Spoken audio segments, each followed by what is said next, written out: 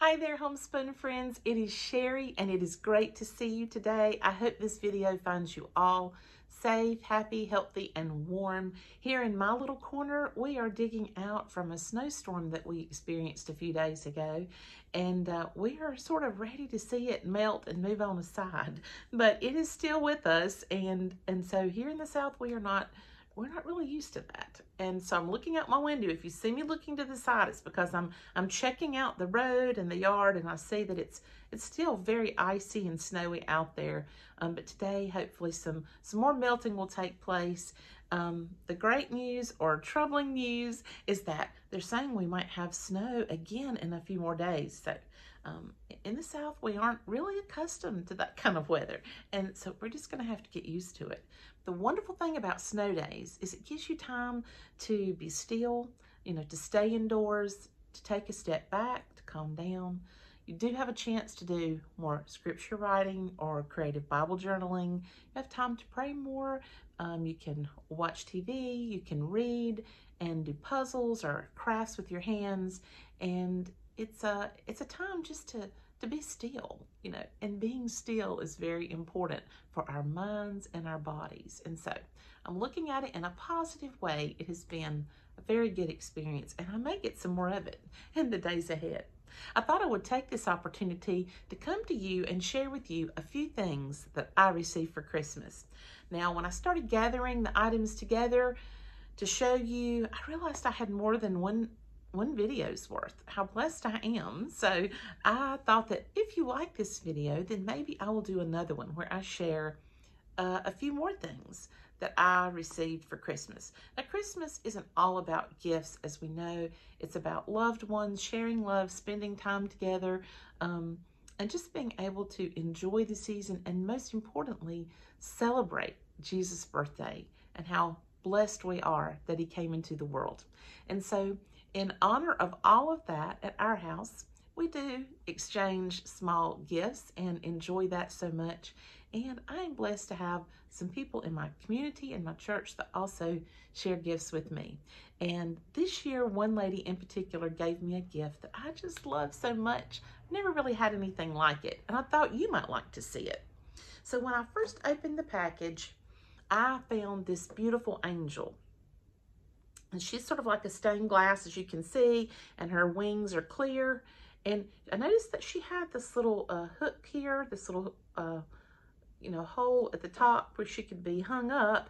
And I also noticed that she had the same little type hook latches there on her hands. So I thought that was interesting. I noticed that. So I unwrapped her first, and then next I unwrapped this out of the box. And I realized that this little angel is a hanging nightlight. And I just fell in love with her right away. I thought, this is amazing. So I found a spot in my kitchen to put this pretty angel right near my sink. Because at nighttime, right before I go to bed, I always go in there and see if I need to wash any dishes up, or if there's any last minute things that I have forgotten to do in my kitchen. Because it's important to me just to have a fresh look in the morning and wake up to a clean kitchen. It's always just the right way for me to start the day. So when I go in there at night, I have this little nightlight there by the sink, and this little swinging angel is there watching over things in my kitchen, and I love this. And I thought it was a precious gift, but something that makes her extra special is that these hooks on her hands, these little latches here on her hands, are designed to hold garlands or swags.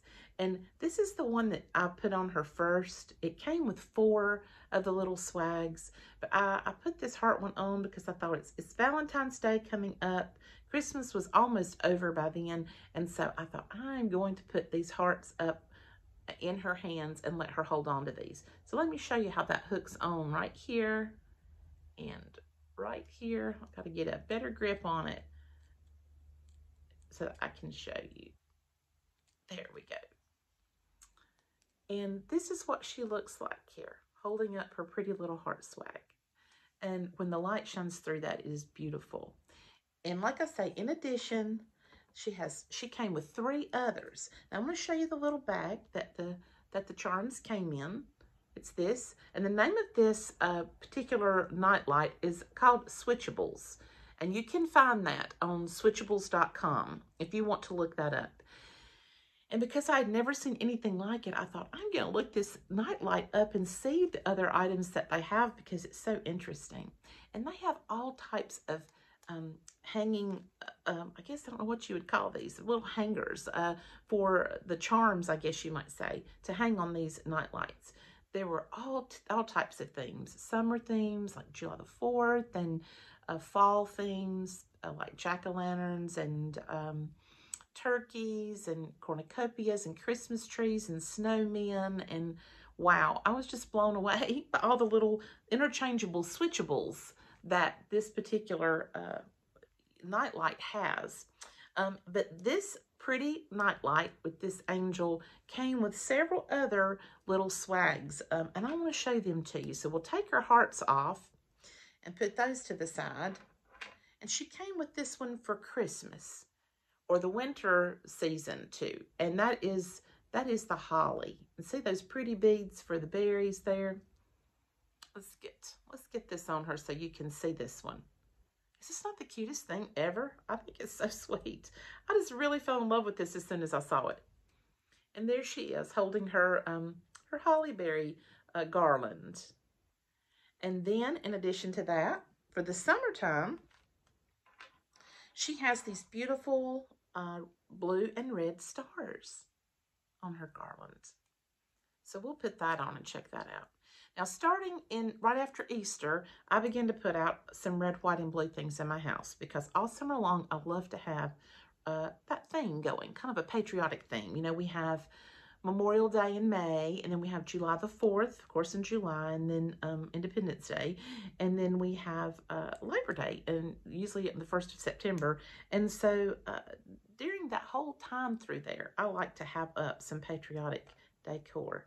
I'm trying to get her set up so that I will do justice to it. But there you go. There is the angel holding her patriotic garland there, and I'm sure I will have this up this summer. And then lastly, with this set came a little swag of fall leaves. And they are so, so pretty. I'll show you what those look like on her too, so you can see that. And so these little switchable night lights are so gorgeous. You might check them out. If you want a unique gift for someone, I think this would be a great one. And something unique, you know, for the person that might have everything or you think that they do. This is one of those little gifts that, you know, that they would treasure. I certainly will treasure mine. And so I was really tickled to open up this beautiful angel nightlight. And then the same lady had a couple other little gifts in the bag for me. One of them was a gift card, and then another was this. And I thought this was so unique. I have to show you.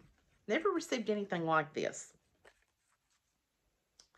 It is these cute little breeches, or what I might call little bloomers, made out of dish towels. And I just think they're adorable. And I love the color because it'll have a lot of red and white in my kitchen already.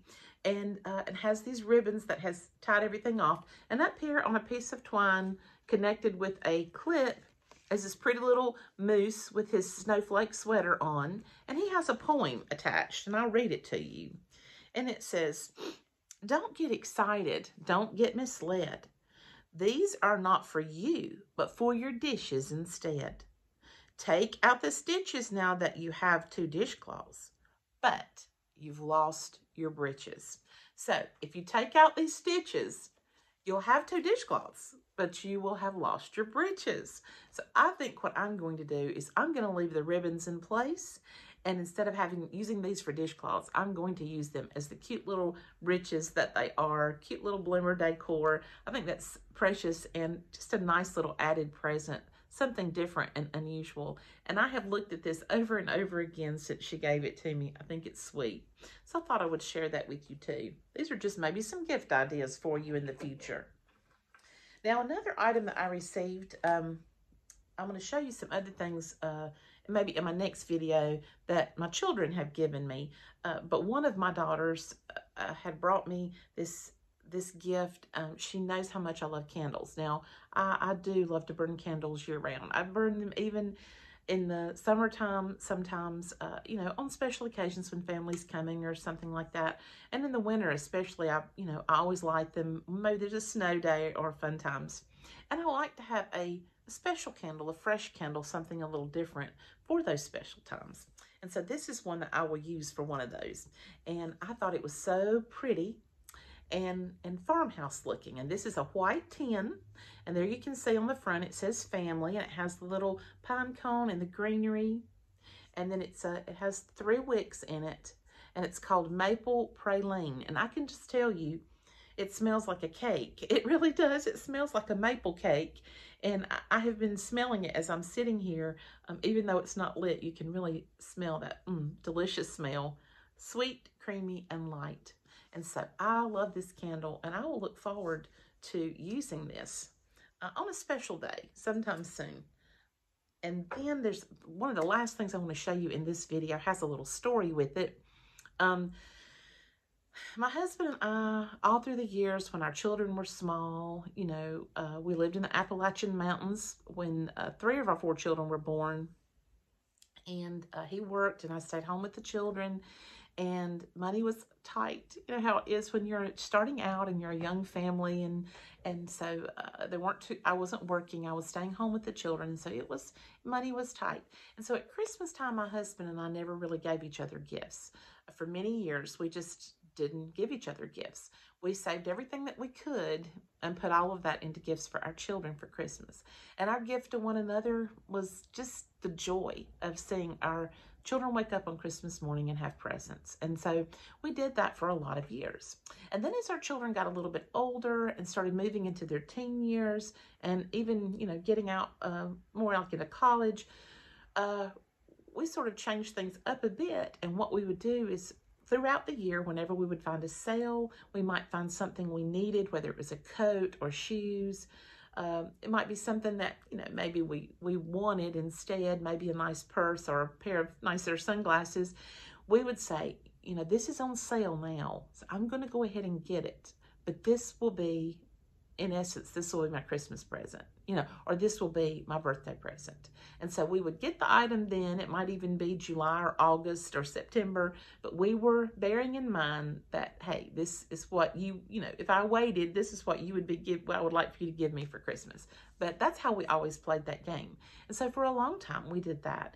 And we never really had that traditional morning when you wake up and go to the tree and sit down together and swap presents with each other and open them and, wow, look at what you got me. We just have never had that tradition before, and it's never seemed to bother us, so we haven't started that. But as the children have, you know, gotten much older and we have grandchildren now, we tend to enjoy things like special places to go eat, maybe even, we don't love to travel, but maybe like a place to go spend the night. We might go spend a night or two up in the mountains now, and that would be, you know, that would be like our Christmas gift, or things like that. We have experiences, you might say, instead of actual items, but we still really enjoy now and then when we see something we love, getting that for our Christmas present, even if it's not Christmas. So anyway, this year we woke up one cold morning this fall. I'm trying to think, it was the very 1st of November maybe, and we had waited as long as we could, and we went to turn on our heat and it wouldn't cut on.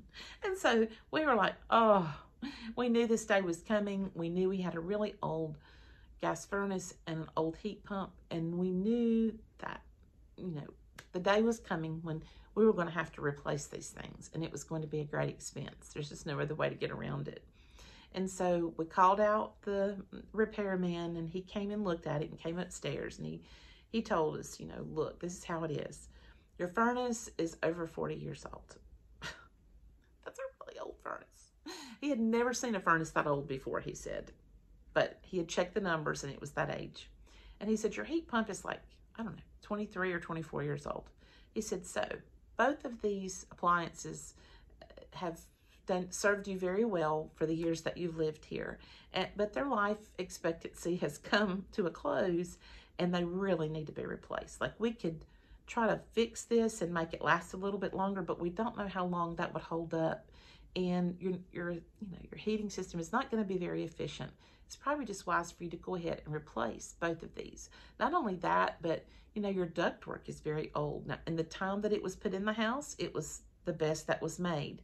But that's been a lot of years ago, because this house is almost 60 years old. So he said, it's really probably time to redo that as well, and bring everything up to current code. Move your gas furnace from way over here in the dark side of the crawl space, bring it over to the door where we can access it better. Rebuild these things, make them more efficient for you.